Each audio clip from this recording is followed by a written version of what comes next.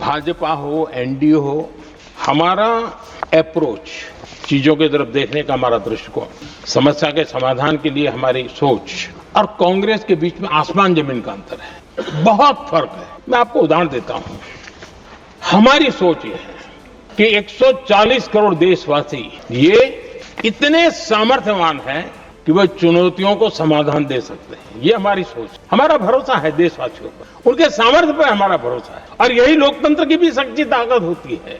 लेकिन कांग्रेस देशवासियों को ही समस्या मानती है। अब मैं इनका इतना बोल करके छोड़ दूंगा तो आज पता नहीं रात को उनको नींद नहीं आएगी और गालियां कल कैसी दे उसका प्लानिंग चलेगा। लेकिन मैं उदाहरण के साथ बताना चाहता हूं किस प्रकार से लोग सोचते थे देशवासियों के लिए। देश के लोगों के बारे में नेहरू जी और इंदिरा जी की सोच क्या थी, मैं उसके विषय में बताना चाहता हूं। इंदिरा जी एक बार ईरान गए थे और ईरान में वो भाषण दे रही थी और उस भाषण में उन्होंने नेहरू जी के साथ जो बातचीत हुई थी उसका उल्लेख किया।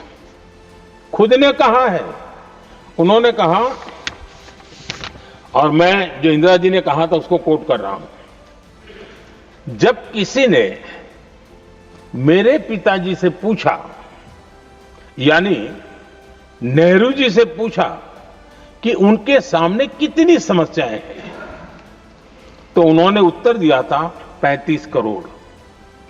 नेहरू जी ने जवाब दिया था कि उनके सामने कितनी समस्याएं हैं, बोले 35 करोड़। उस समय हमारे देश की जनसंख्या थी 35 करोड़। अब आगे देखिए,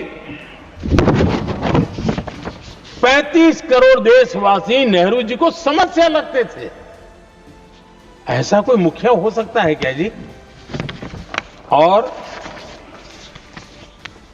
इस बात का उदाहरण देते हुए इंदिरा जी ने आगे कहा कि आज देश की जनसंख्या 57 करोड़ है, इसलिए मेरी समस्याओं की संख्या भी उतनी ही बड़ी है। यानी पिताजी को 35 करोड़ समस्या वाले देशवासी लगते थे, अब 57 करोड़ उनको समस्या। कोई ऐसा हो सकता है जो अपने ही देशवासियों को समस्या माने?